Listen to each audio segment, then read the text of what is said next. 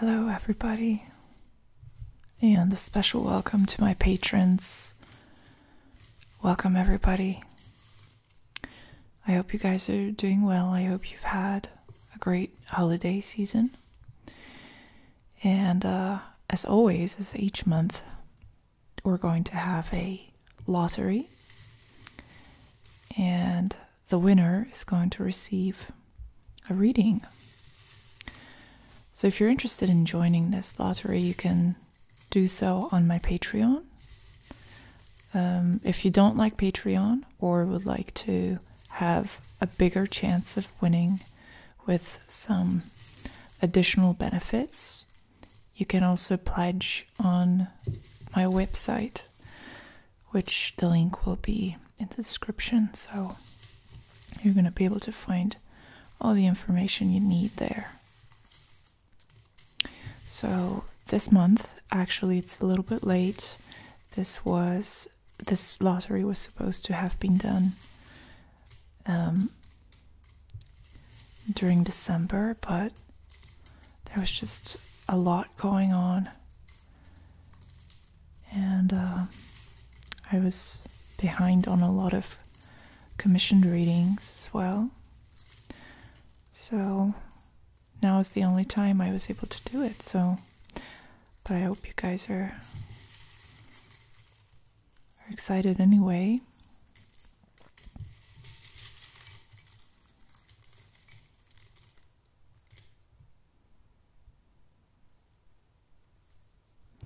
So let's see who the reading is for.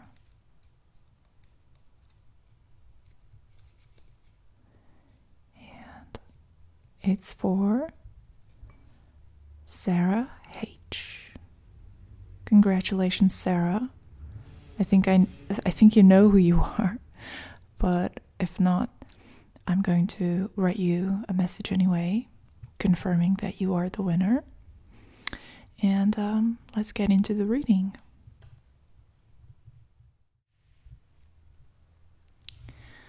Sarah and we have recently done a reading together in which the card of judgment was a very important central card.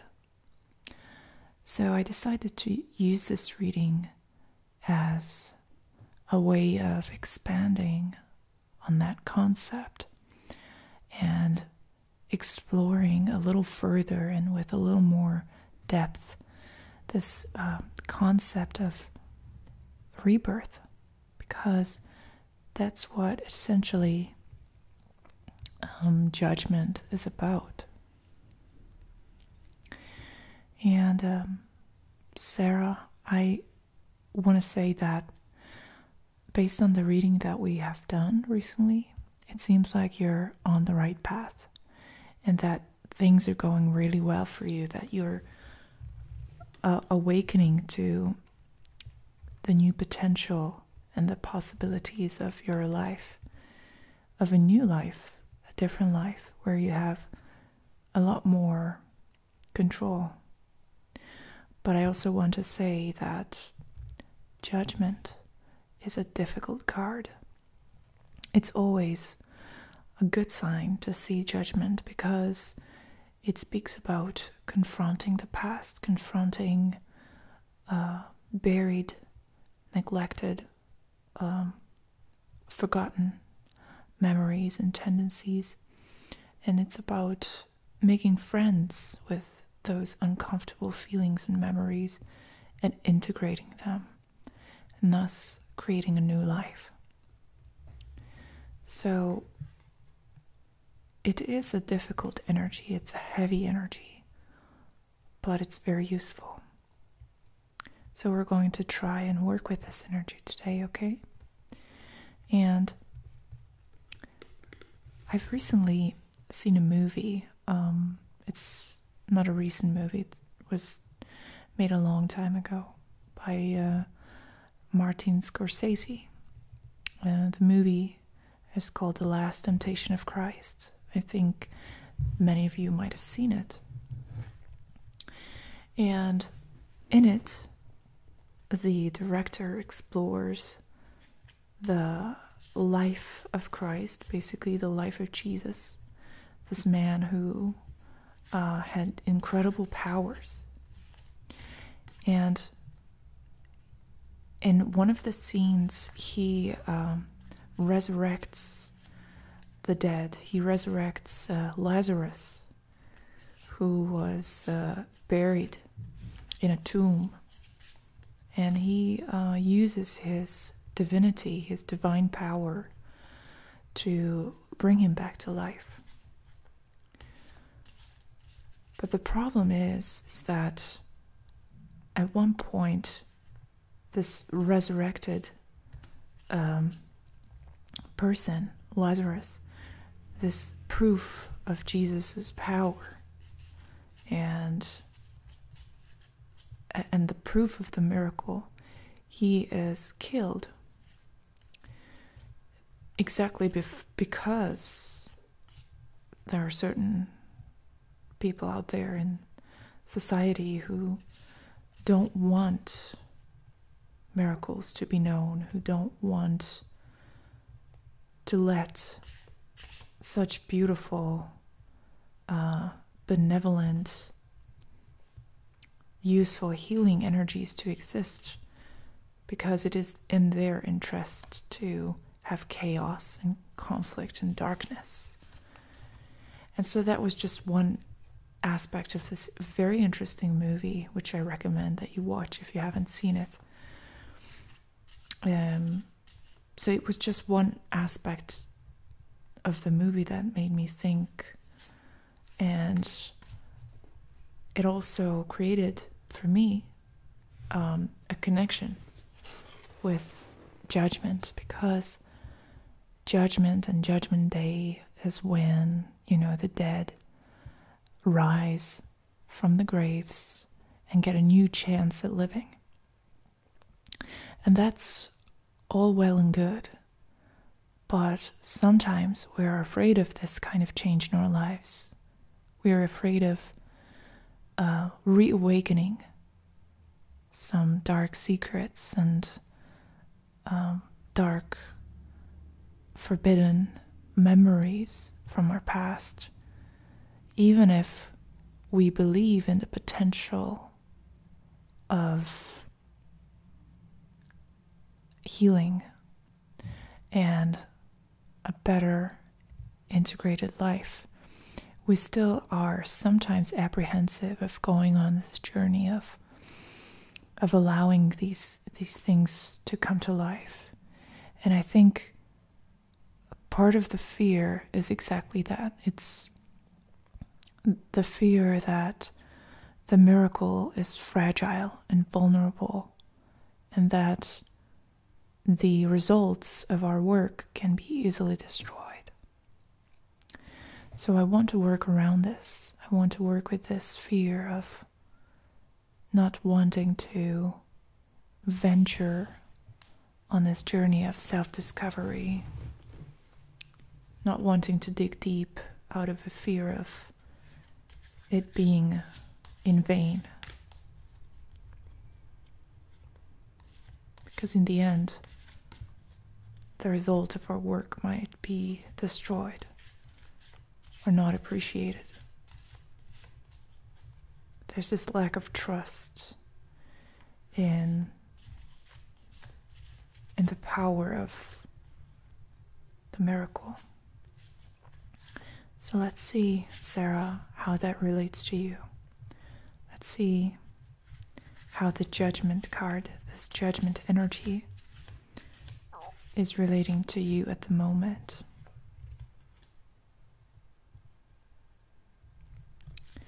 And let's see what can be done to lay a stable foundation for this process to begin, because it's inevitably going to. That's one of the things that I think makes judgment such a powerful card, is that whenever you see this card in a reading, you can just sort of feel the magnitude and the importance of these energies, that it's sort of like it's a force to be reckoned with. It's something that will happen regardless of what your ego wants, what you're comfortable with. So it's going to go down anyway, but I think it's important that you are a conscious participant when these traumas, these negative patterns, these negative memories come to the past or the present. From the past to the present, it's important that you are in a position of that you are in a calm and relaxed place where you can control and understand the process better. Perhaps the idea of control is a little bit far-fetched when it comes to these things, but what I mean is, I guess, a sense of acceptance, a sense of calm, and an ability to observe the events as they unfold, and this internal process as it happens. So let's see your current position, your current energetic relation to this topic. We have the Five of Cups. Now the Five of Cups, cups representing water, and the Five of Cups being the card of pain and grief and loss, indicate to me that you are indeed very uncomfortable, very resistant.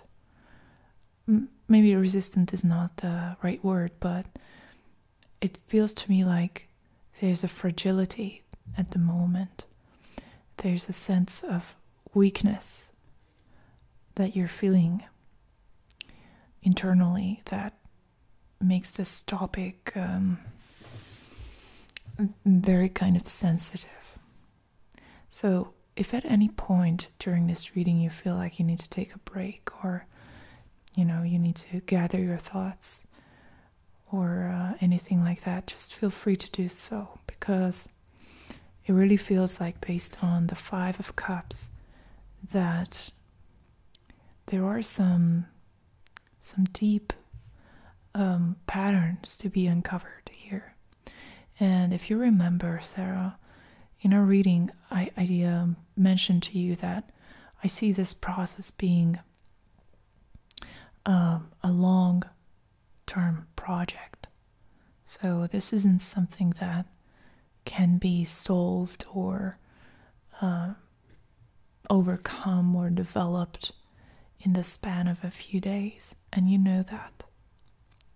So there's some pain, there's some grief, there's some insecurity here with the Five of Cups, but resistance is not the right word. So you're not resistant. I guess a better word would be you're feeling like you're worn down and you don't necessarily have the energy to deal with this right now. So let's see how you can lay the groundwork for this judgment energy to come. And interestingly, the second most important card in our reading has come back to make an appearance in this reading as well. The Three of Wands. So right now, it's important that you respect your own limitations. The Five of Cups suggests to me that you're in a kind of a vulnerable place. If you look at the illustration in this card, I've always thought it was interesting that this woman is taking off a mask. And, the Five Cups traditionally refer to a state of grief and suffering and emotional hurt. But I think with this gesture of taking off the mask, there's an added element of bravery here. So even though you're recognizing the weakness that resides within, you're also acknowledging the importance of being authentic and showing your pain and understanding that right now some things, some subjects, some questions might be a little too touchy for you to deal with. But in this gesture, I'm seeing a very important, a very healthy attitude of, hey, these are my feelings, and I'm not trying to cover them up. I'm in just this very raw, very fragile state, and I'm not trying to lie about it. I'm not trying to avoid it, but I am somewhat sensitive at the moment. I am not in charge. I'm not I'm not in a state of power and stability right now. So I think the self-awareness aspect of it makes it a very good card. So you know your hurt, you know your pain, and you're not trying to confabulate. You're not trying to turn it into something that it isn't. You're just accepting and expressing it, that it exists. And the good way to make room for this judgment process to happen in your life is to keep this long-term aspect, this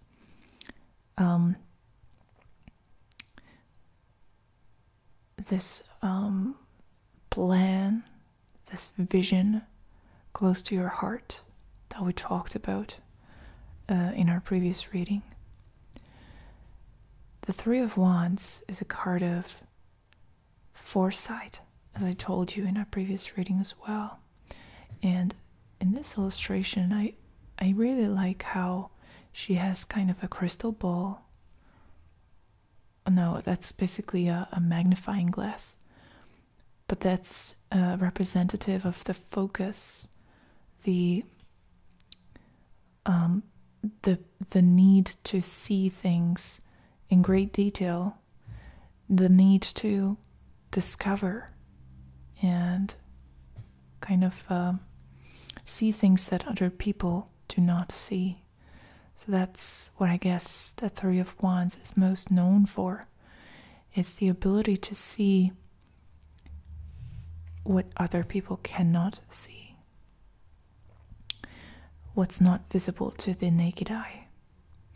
And usually we think in terms of distance when we hear about the Three of Wands, distance in time, distance in space. But for her to be holding that magnifying glass, it suggests to me that sometimes you need to go really close to your subject, to what you're observing, in order to get the full picture. And that's what the Three of Wands really wants you to know, is that you can always zoom out or zoom in, whatever is needed, and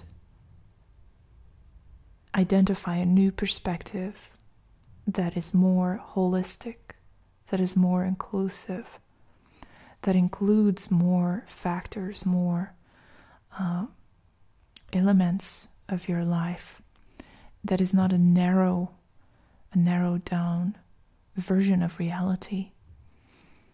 And this capacity that seems to be a dominant factor this year is going to really help you along this way. Your ability to shift your focus and understand the global model, the global context of everything that's happening to you. To give you an example, many people struggle with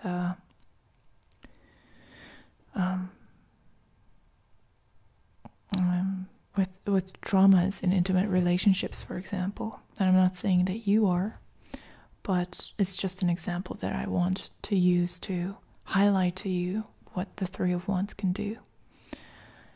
So many people get stuck with these negative feelings, these triggered psychological states in romantic relationships especially. And when that happens, some people tend to get really caught up and in the narrative of whatever it is that they are hurting about. But the Three of Wands can help you understand your own personal drama, your private experience as part of a greater pattern. So if you read about how trauma works and what sort of reactions and behaviors people exhibit after they have gone through trauma, once you are able to fit yourself in that context, in that greater context of this is a phenomenon that is ubiquitous throughout mankind, that this has happened to a lot of people. It's not you being broken, it's a psychological law almost that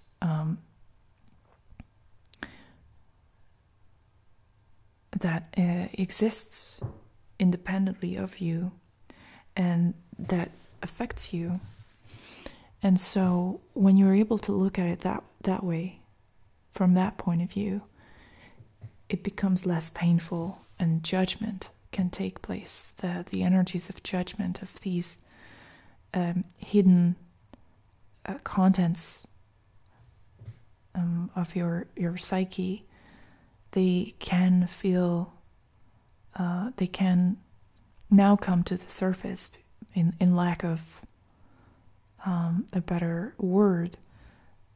They can come out of the closet. They can show themselves to you because now you're in a place where you can have almost a scientific perspective about them and a non-judgmental attitude and an increased capacity to deal with them. So that's basically it. And the project, the dream, the vision that you're seeing for yourself that you want to make happen is also a big part of this process, becoming more real and more successful. So trust your own vision. Trust that you're able to piece the puzzle together. Trust that you can have a long-term plan that requires a lot of effort, a lot of stamina, a lot of resilience, and a lot of foresight, a lot of the ability to see things, see processes before they unfold, to foretell the future, this sort of almost psychic connection with the world. And so I hope that you enjoyed this reading, and I want to say thank you to you and to everybody else who decided to watch this reading with us. and to participate in this. I wish you all a very happy new year, and I hope to see you in another video.